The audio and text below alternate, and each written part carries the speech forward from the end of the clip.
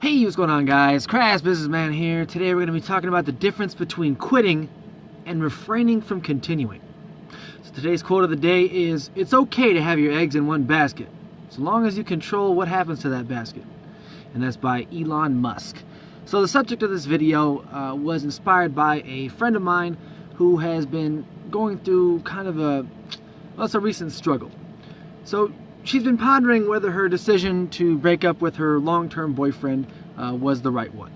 Now, out of respect for her, I'm not going to try to divulge too much information, but the main points in order to get the context right is that they were together for a long period of time, over 10 years.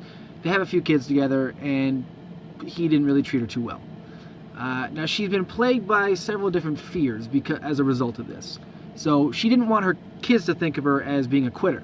And she often pondered whether, if she should have tried harder, maybe things would have worked out, or, were things really that bad, or was it her fault? And there's a distinct difference, that I'd like to explain between quitting and making a sober, rational consideration to decide whether the benefits are no longer worth the struggle. This is commonly referred to as a cost-benefit analysis in the business world. And I often compare this situation to running a marathon. So if you were running a marathon, and let's say that you twisted your ankle at the 25.5-mile mark, I think a good portion of people would encourage you to continue. They'd say, hey, you're only a half mile away. Limp it out. It's not that bad. Finish what you started. You're sacrificing temporary physical comfort for an extraordinary accomplishment.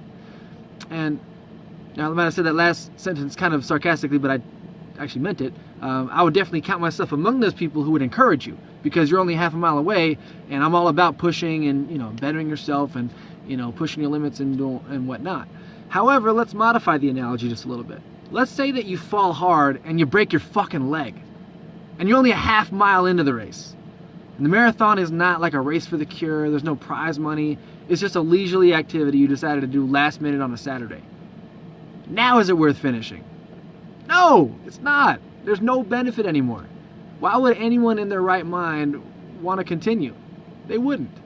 And also, who in their right mind would classify you as a quitter in the traditional sense of the word?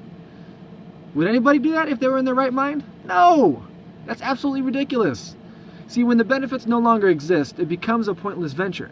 Deciding not to continue on a pointless venture is what a sane person does. But see, that's only in a situation where the benefits truly don't exist. See, like I say in most of my videos, your mind loves, and I mean fucking loves, to rationalize.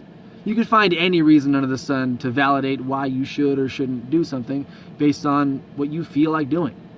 And this is why, if you were paying attention, I said a sober and rational consideration. Now, these terms are actually pretty hard to come by, because if you're making an emotional decision based off of something that happened to you, where you got angry because of a result, then it's hard to make a sober and rational consideration. If you're merely feeling discomfort when trying to achieve a goal, the benefits haven't gone anywhere. The benefits still exist. If anything, that's actually a solid indication that you're on the right path. See, to clarify, that's the path to success.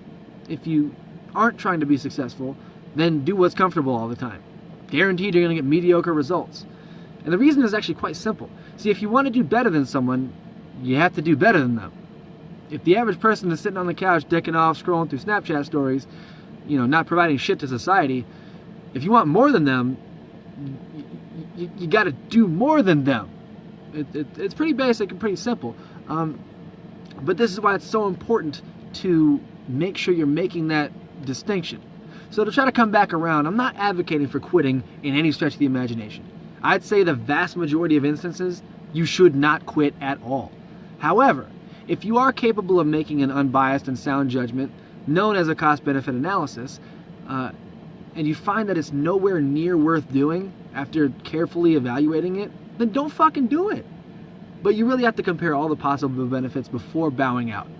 And you'll find that it's going to be a rare occurrence that you'll ever have to quit, but don't beat yourself up too bad if you end up having to, because that's just what a sane person will do.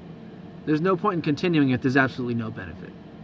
So that's it for this video, guys. Once again, I'm Crass Businessman. Please like, comment, subscribe. Have a safe and happy New Year's, and I'll see you in 2019.